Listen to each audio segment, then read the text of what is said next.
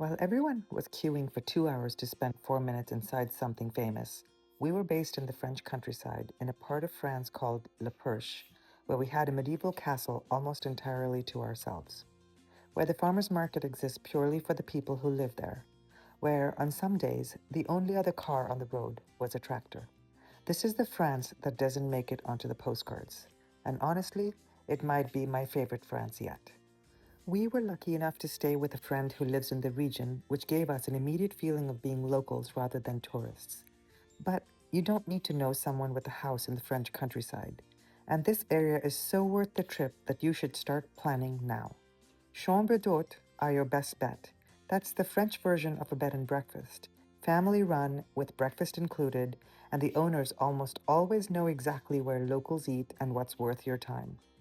Airbnb also has some stunning restored farmhouses and gîtes throughout La Perche, properties that have been in families for generations with gardens and fireplaces and views of the countryside that will make you never want to leave.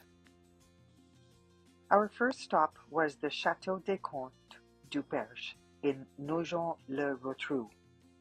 When we first arrived, there were maybe 4 other people there, total. This castle has been standing in various forms since 1025 AD. Over 1,000 years of history, 7 towers, a drawbridge, a dry moat, and a museum inside that traces 1,000 years of life in the Perche region through coins, artifacts, and stories that really stopped me in my tracks. I could have spent the entire day in that museum alone. However, traveling with teenagers meant we moved a little faster than I would have liked, but even they were impressed. And we had the whole place almost entirely to ourselves. No queue, no timed entry, no one nudging you along, just 1,000-year-old castle and the sound of the wind.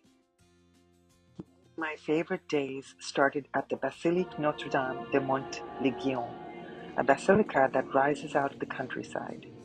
We walked in and a mass was in progress. A small group of people, all dressed up, clearly there together. It looked like it might have been a baptism. They were singing, and I just stood there, quiet and entranced, watching something real happen inside this beautiful space. No crowds, no cameras except my own, and no performance. Just people together in a church that was built exactly for this. Then we needed lunch. It was Monday, which in France means almost everything is closed. We found Café des Amis, a tiny husband and wife restaurant with a chalkboard menu and no other tourists in the room. We were it.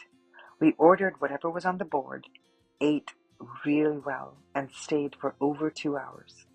That lunch is one of the best meals of the entire trip, maybe the best meal of the whole week. Before I tell you about our adventure day, I want to step back and talk about Le Perche as a region because it deserves more than just a list of stops. The Parc Naturel Régional du Perche covers nearly 500,000 acres. This is a protected landscape where traditions are kept alive, not only for tourists, but for the people who actually live here. And you feel that in the food. Le Perche sits at the edge of Normandy, and the apple culture here goes back generations. Cider makers growing ancient apple varieties and pressing them into ciders refined enough to rival champagne. Local honey from hives that have been kept around for centuries. The manor grounds even have a conservatoire dedicated to the native black bee. La baguette du Perche is hand fermented, slow risen, and has this deep roasted wheat flavor, and that shows up at every table. The famous Percheron horse breed was also born here. The Manoir de Courboyer is the official visitor center for the park. This is a 15th century manor house set in rolling countryside where you can pick up maps, trail guides, and everything you need to plan your time in the region. But it is also a living cultural space. Le Chemin des Ateliers du Perche is a regional arts trail where local artists open their studios to the public, and the manor hosts their collective exhibition right inside its gallery walls. Every trip needs a day where you just let loose, and in Le Perche, That day was No Limit Adventure in Digny. This place was founded in 2002 by Sebastien, who built it in a parcel of the ancient Carnutes forest, and he is still there, still running it, still clearly loves what he built. Before you touch a single obstacle, you watch a training video and then complete a test course.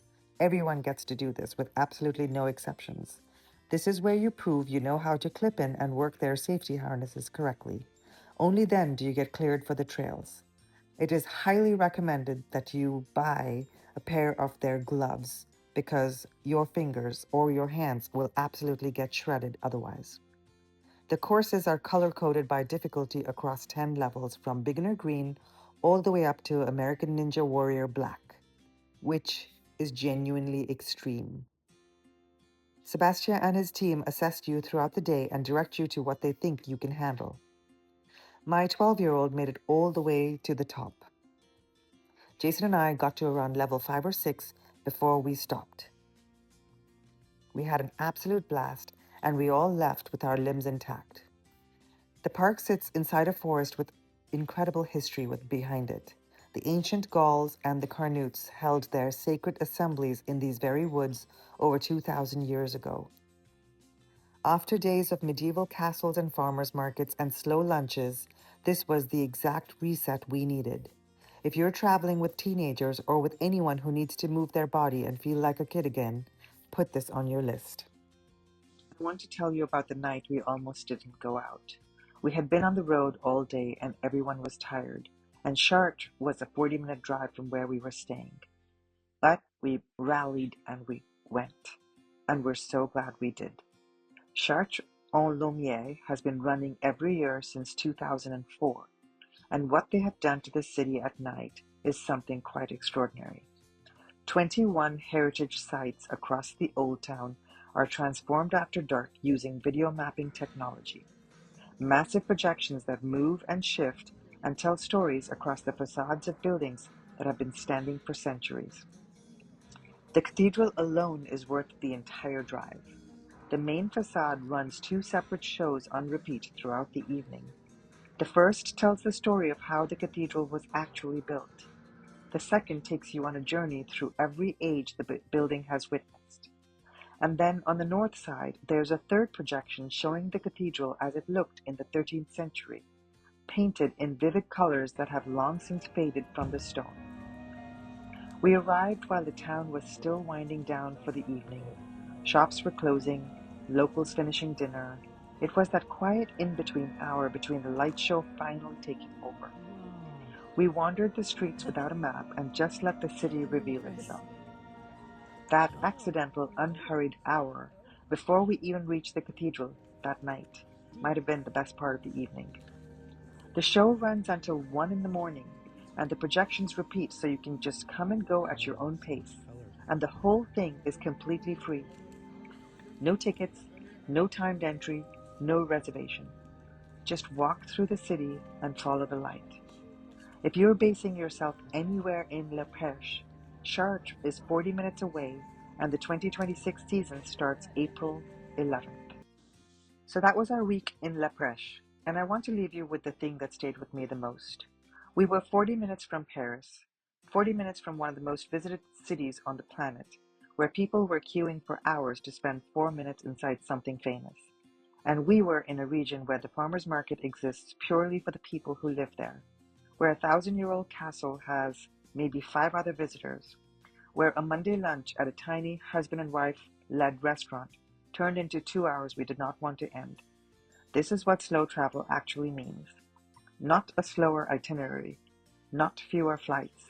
It means choosing places that are still living their own lives, where you get to step into something real instead of something performed. Le Perche is one of those places. And the honest truth is that most people will never go there, because there's no iconic reason to. No postcard moment that everyone has already seen. Just an ancient forest and apple orchards and a medieval castle almost entirely to yourself, and the best bread you have ever eaten from a grocery store on a Tuesday morning. I have a full essay on slow travel and what over-tourism is doing to the places we love over on Substack. The link is in the description. And if anything in this video resonates with you, I think you'll want to read it. If you're new here, subscribe so you do not miss what's coming next.